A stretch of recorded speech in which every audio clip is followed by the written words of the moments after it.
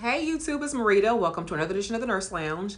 And today I am recording, so I'm going through and doing several videos for you so you'll see the same look.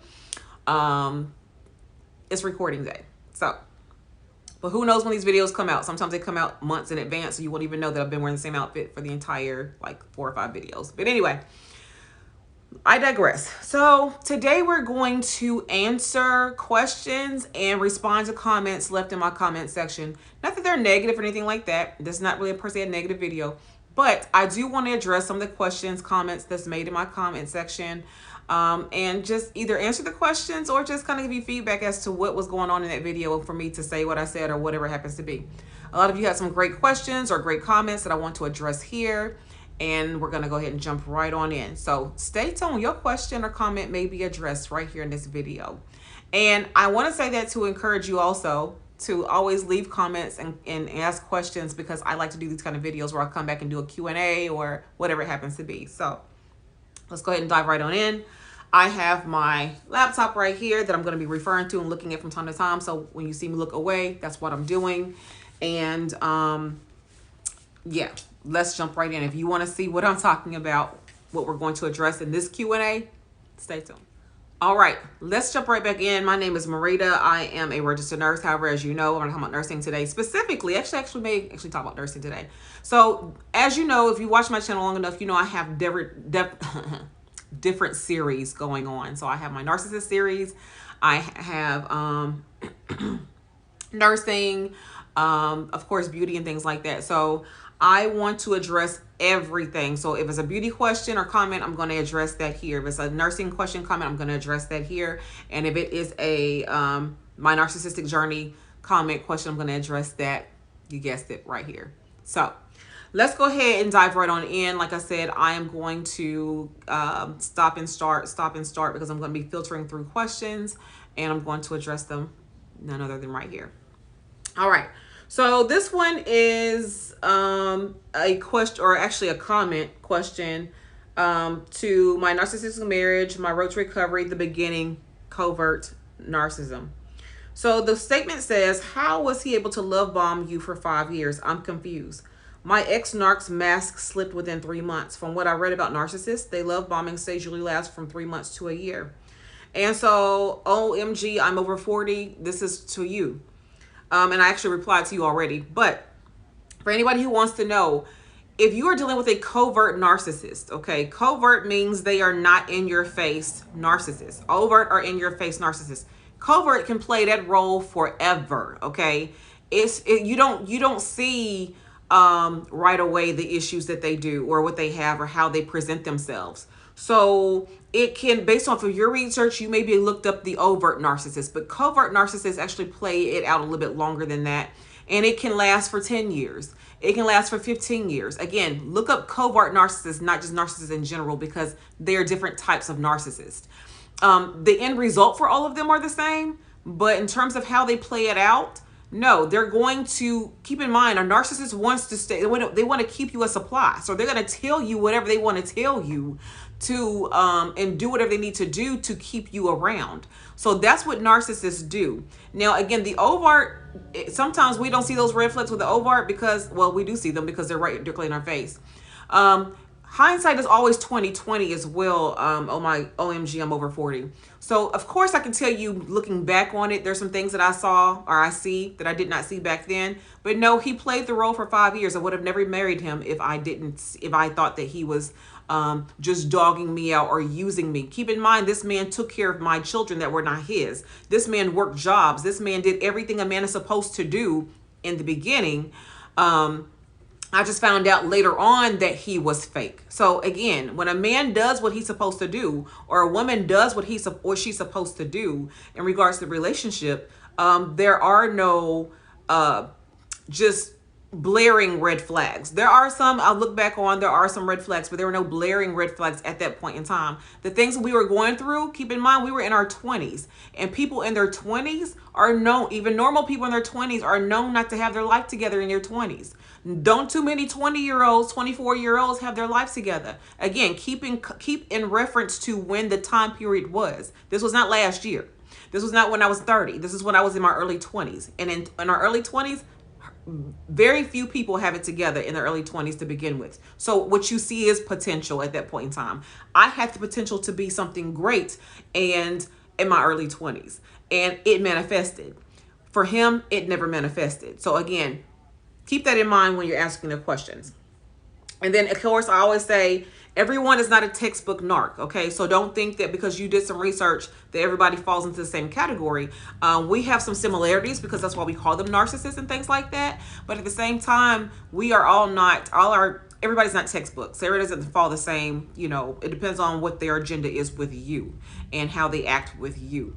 So some people see similarities in my videos and my stories based off of him. Some people do not. But again, that's what the difference is between a covert and an overt narcissist. And there are other kinds of narcissists as well.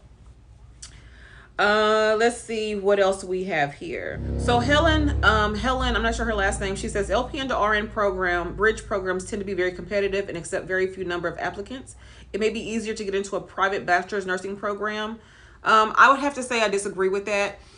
Maybe where you are, but again, one thing I don't like to do on my channel or even on my TikTok platform is speak to one specific situation. What you have to be mindful of is that there are various programs, and I've taught in various programs. So LPN to RN bridge programs can be selective, just like LPNs can be selective, just like BSN programs can be selective. But there are some programs that are not selective at all because the objective is to get the money. So if you are for profit, you have typically lower GPA requirements than the ones that are not for profit schools, type of things like that. So be mindful that no, a bridge program, in this case LPN to RN bridge program, is what it is.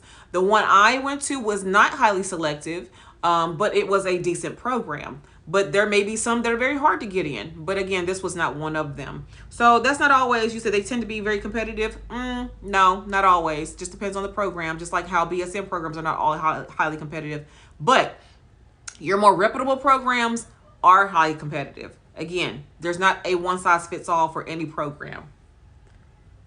So this one is from HRU 2019. She says, I love your videos, but is it possible to talk about why they remove LPNs from hospitals, and is there a way for them to come back? All right, so how are you 2019? Is there a way to talk about why they removed? So why they remove LPNs from a lot of the hospitals is because of the fact that most hospitals are trying to achieve a certain standard in which they allow nurses to come in. And this is research based is what I'm about to say. So some of y'all not gonna like this, but it is what it is. The professional, they're wanting the NS, is it NS or NC? I have to look that up. But the standard to get into nursing, they want to be the BSN. They want the BSN to be the professional level of entry into nursing, the BSN, not ADN, not LPN. So as a result of that move, hospitals are pushing to have baccalaureate prepared nurses in hospitals. Now, does that mean you can't get a job in a hospital as an LPN or as a 2-year RN? Absolutely not. But that does mean that the hospitals who are trying to achieve magnet status, the ones who are trying to achieve magnet status, they only want BSN prepared nurses, period. That's all they want. And so they will hire you with the ADN if you have the intentions, or if you're currently going back to school, they will hire you with those intentions that you go back, and they'll help pay for that. But in terms of the hospitals are already magnet status, they're not simply going to hire anything less than a BSN. Again, unless you are already enrolled in a program, and they will help you finish paying that program, typically. Now, when it comes to, so LPNs, again, don't meet that standard. They want baccalaureate prepared nurses because, again, they want to achieve, most of them, magnet status, and you can only do that with a bachelor's degree. Now, will they ever come back? That's a great question. Due to the recent happenings, pandemic, whatever you want to call it, I do foresee. Now, this part's not research based because this I don't know. But I do foresee as nurses exit the nursing profession, the workforce, that they may need to have nurses come back in and work even as an LPN in the hospital setting. So I do see them being a temporary need for them to come back. Now, they're still in hospitals, some hospitals. They're not completely out of hospitals altogether, because I know plenty of LPNs who work in hospitals, but it's just not something that's just a mainstay, shall I say. But I do feel that when it gets bad enough for some of these facilities, that they will employ, again, LPNs to come back and work in the hospital setting. Now, again, how long will that last? That I don't know. But like I said, I do think they will be back. It could be a temporary thing, could be a permanent thing. I have no idea. LPNs still work in clinics and things like that. They work in the forensic population, of course, LTC, those types of things. But again, when it comes to will they come back to stay? I'm not sure. But that's why they were removed for the first place, because again, we are trying to achieve, they want a certain level of nurses who work in the hospital facility, and that is the baccalaureate prepared nurse. Again, for those of you who are ADN prepared, this is not even about you. This is about the fact that that's what they want. And if you don't, if they're a magnet status, you can come there to work as long as you're going to go back to school to get that baccalaureate degree. And if they are not magnet status, then you have a place to work. It's just that simple. Same thing with the LPN if they feel like they have enough. But watch and see what happens. We'll see. Perfect Specimen says on here, she says, I love your TikTok. You be letting them have it. Sure do. Sure do. Thank you so much for your support. And any of y'all who want to follow me on TikTok, I will have that up here soon where you can see exactly where to go to follow me on my TikTok. But that's where a lot of it go down at over on the TikTok side, because I don't play. Y'all know that already. But the TikTok people, they new to the game. So I have to let them know real quick how things go around these parts. All right. So let's see what else.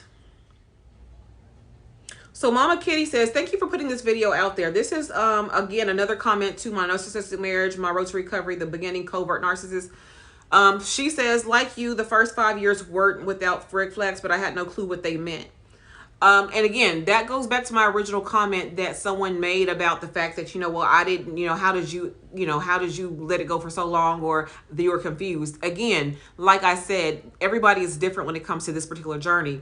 And like Mama Kitty said here, in hindsight, she's looking back her first 5 years without red flags, but she had no clue what they meant. Again, me too. And I was in my early 20s. So when you're early 20s, like I said, everybody got potential in their early 20s.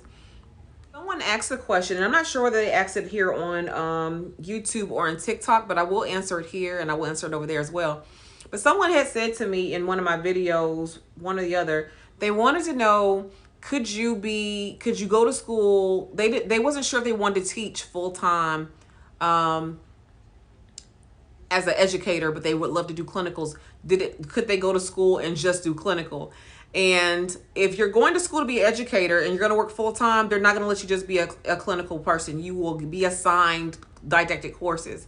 Now, I wouldn't say go to school and spend all that money in education just to do clinicals, if that's what you want to do. But you can work part-time as an adjunct instructor doing clinicals and clinicals only. But if you're not wanting to do the full-time nursing gig, full-time faculty gig, you will be assigned didactic classes to teach us full-time. Most places, there may be a very few places they'll say, okay, you'll get only clinical, but for the most part, they're looking for full-time to fulfill that full-time role and to teach classes in addition to doing clinical as well. So I would not go for a full-time role unless you know for sure that you are really wanting or able to do the didactic piece of it. Just stick with adjunct to just do clinical if that's what you want to do. On my video that says what clinical instructors and nursing students are supposed to be doing in the clinical setting, Mel O says on here, please do more videos on being a clinical instructor. Could you tell me, Mel O, what is it that you want to see specifically about that? I left you a message, but I had not heard back. So let me know what you want to see when it comes specifically to videos on being a clinical instructor. What do you want to know? What do you want to see? All right. So the next question is from Ms. Walk the Walk. This is in response to preparing for nursing school exams, and I had mentioned in the video that you need to be doing NCLEX style questions every single day, and I mentioned that in that video. And so the question was, should we be doing any questions or the questions of the subject that we are in at that time?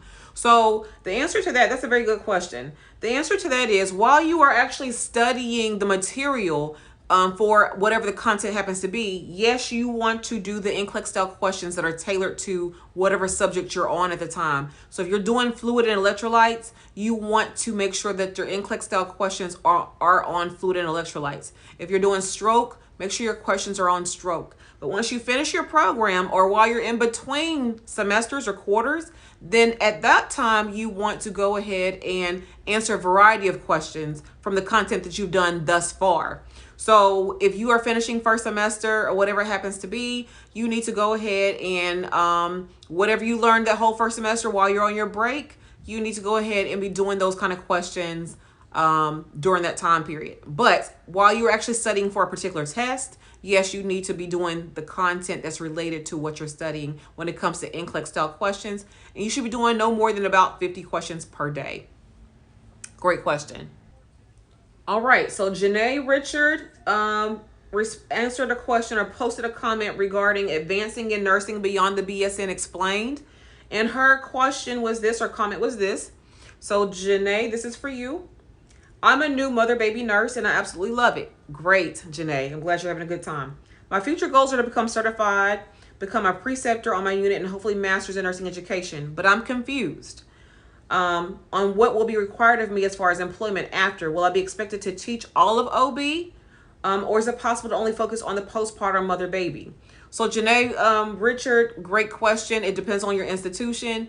You will be teaching other things other than OB more than likely because you will have a workload. So you will be teaching, to answer your direct question, it depends on if you're co-teaching or not. If you're co-teaching, and that's up to the institution. If you're co-teaching, meaning it's you and another instructor teaching that one class, you all can pick and choose what you want to teach because you can teach what you're more familiar with. So if I was going to co-teach, the person who I would be working with, she would teach the L&D part and I would teach the postpartum part because that's what I do. However, in semesters in the past, I've taught the entire course. So it depends on what the needs are of your program, for one. Number two, in addition to that, you're going to be teaching whatever the program needs you to teach. So I don't just teach OB when I teach. I teach OB, I teach intro to nursing, I teach fundamentals, I teach health assessment, I teach professionalism in nursing. So whatever my workload dictates for that semester is what I teach. It's not just OB and that's it. You have to have a so many credit hour workload, especially if you're full-time. So if you're full-time, you will have a so many credit hour workload. So I have a 12 to 15 hour workload, which means that I can't just teach OB and that's it. I teach other things that adds up to my 12 to 15 hour workload. Plus we get 3 hours of scholarship in which we're allowed to do our research and things like that. So hopefully that helps answer that question. You will be teaching either all of it or some of it, depending on what your program dictates you to do. In addition to that, you'll be teaching other classes along the way. That is a great question. All right, shout out to Jennifer Mitchell, who posted on my video that says reasons why nurses leave bedside. And she said, working as an RN since 2004. She said, this is the realest video I have ever seen. Thank you. My pleasure. As you all know, when I come to do these videos, I do these videos based off of what is real. I don't come on here to sugarcoat anything. I don't come on here to do anything for likes, follows. I just present exactly what it is, the good and bad and the ugly of nursing. So thank you for that comment. All right, so here is a statement or a question. This is response to being an RN while black, story time.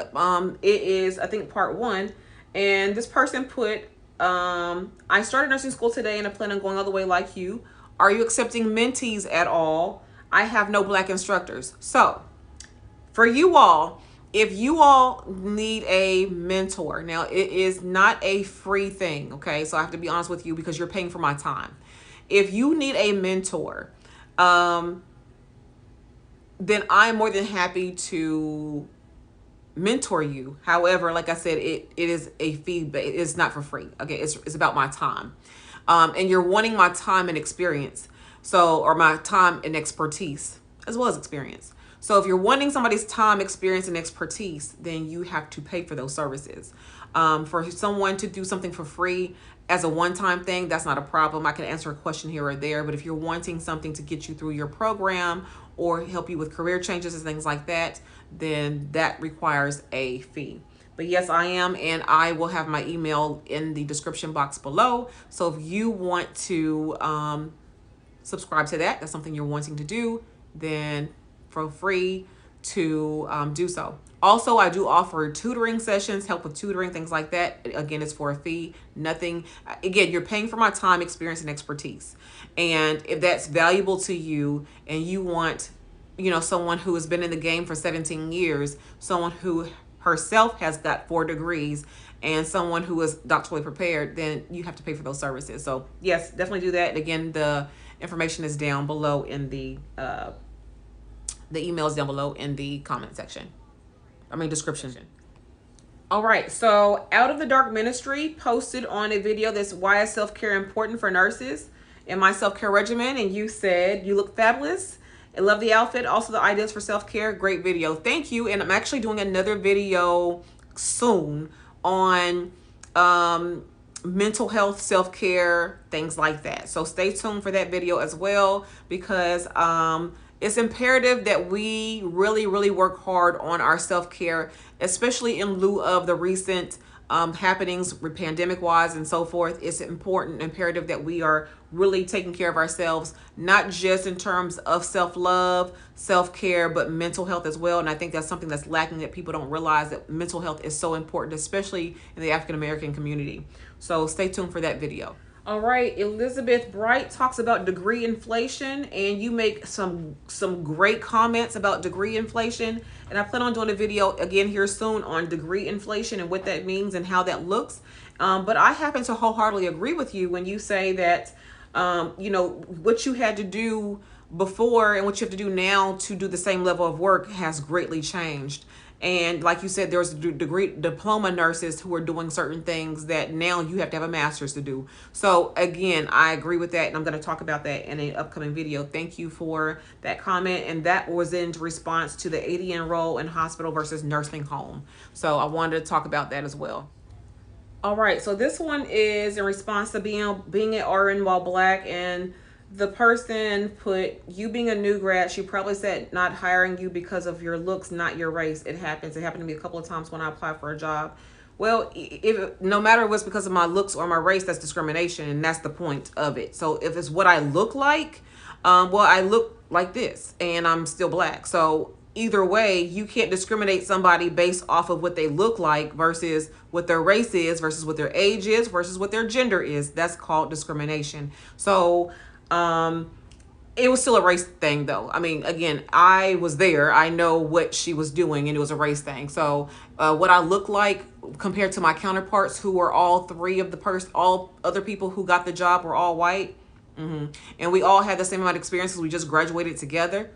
So like I said, it wasn't about, yeah, you're right. It's what I look like. It was my race. Okay. It's the brown skin that she saw. So again, it's not because they were better qualified for me, because again, we all were graduating together and actually had higher GPAs, and I actually worked in the facility and had a great review compared to some of the other ones who didn't have the best reviews. So again, it's what I looked like, and she wanted the nurses to look a certain way on her department, and that's why I didn't get hired there. But the way karma played itself out, I saw her later in life, and she was one of my patients. So it is what it is on that one. All right, so Out of Dark Ministry asks a very good question and wanted an opinion on it. She says, I'm a Christian. I felt this path was God's plan for me. And just so you know, she's responding to the video, My Day as a Postpartum Nurse. So, I feel like I'll be able to share the gospel in some ways during work. I know this may be allowed in most cases, but I thought about wearing a faith badge reel so people know by seeing that if they want to talk about anything faith-based. What is your take on bringing religion and Jesus into healthcare? What have you experienced in that sense? If you're dealing with hospice patients at the end of life and could possibly get them to accept Jesus as their last chance of salvation, would this be allowed? I'm sure it would take judgment in your very case. In general, I want to ask you about that since you did attend a Christian doctoral program. Okay, so this is actually a very good question. Now, what my personal opinion is, I have no issue with you, depending on where you work at. You would need to ask your employer those questions, your manager those questions. But in general, if you are working at a faith-based institution as the same faith, that's one thing. But I would honestly say, just like out of how they try to keep religion out of schools, religion and healthcare may go hand in hand at the end of life stage. But the thing is, keep in mind that everybody does not solicit to Jesus. Everybody does not believe in Jesus. They have other what's the word I'm looking for? They serve another power. They serve another being, another God, and it may not be Jesus. So be mindful that everybody does not have the same faith base as you, and for you to try to convince someone to change to either your faith or I'm not saying that's what you're trying to do, but that may not be the best approach. I like the idea of wearing the faith based badge reel and allow people to approach you with it. I think that's a great idea, but I would not in any way try to bring those things up on my own, because you can put people on the defensive, and then when the thing is, they will be nice to you in your face. Okay, they will say whatever they say, but then they will complain about you as soon as you leave, and then you get in trouble for that by your manager. And I would hate to see that happen to you, that you're trying to push religion on them. So I don't advise you to do that unless they invite the conversation, no matter what the situation happens to be, hospice or otherwise. If they invite the conversation, or the family invites the conversation, well, no, if the patient invites the conversation, have it. If they don't invite the conversation, don't have it, because some people just do not believe in Jesus, God, or nothing. Some people are atheists, and some people don't think this is the time or place for that type of education encounter, things like that. Be mindful of that. But definitely, if it's invited by them, I don't really have an issue with it. And for the record, you did mention in here that I went to a Christian doctoral program, and I did. My reason for going there had nothing to do with it being faith-based, though. It was just simply that's the institution that had what I needed, and it happened to be a private school, and it happened to be faith-based. Otherwise, I would have not cared about that part, to be honest with you. And I do not use it in any kind of way to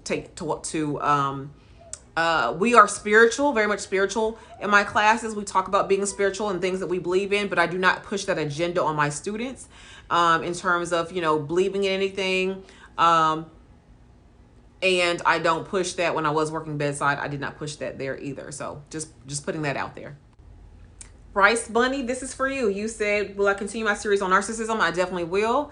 I have a video up, I just put up yesterday, as of today is the November, what is today, 7th. So yes, I have a video up today that I did. So I'll keep those videos coming, because as I go through my journey in terms of healing and that process of healing, I want to update you all on that, and keep you abreast of what's going on with that. And then to the same video, Jay Edwin asked, can I put the narcissist, the ex-husband, on on back child support? And I will be able to do that once we get to that part of the litigation, that he will be put on child support and things like that. So I will be able to do that at that time. Those were a few of my questions and comments. Thank you for putting those so much in my comment section and engaging and interacting with me. I truly appreciate you all for doing that. I am just definitely trying to get back into the YouTube thing. I haven't stepped away. I mean, I kind of spaced out for a minute because I had to work, and I am working still. And we are about to go on break here in the next 3 weeks. Actually, I'll be done in 3 weeks. So I will have more content coming on various things in the next upcoming weeks. But hopefully you've enjoyed this Q&A, comment response type video. Keep those questions coming. I greatly appreciate them. I love having those comments to read and to hear your stories about how you've overcome certain situations, even whether it be in nursing or just narcissism or whatever it happens to be, or narcissist, whatever it happens to be. I appreciate you. Keep those coming. Also, what's coming up in the future? This is December. I'm going to do 12 days of Christmas starting December 13th to December 24th, in which I will be showcasing the things that I've been wanting, and I'm celebrating myself for those 12 days. And I will come on here with a different haul every single day of things that I've been wanting and finally got, because guess what? I deserve it, and I worked hard for it, and I'm paying myself back. So we're gonna have 12 days of Christmas starting December, what did I just say? 13th. And stay tuned for all the other content. Definitely subscribe, follow, share, comment, follow me on IG and TikTok if you so choose. And until the next time, you all take care. Bye-bye.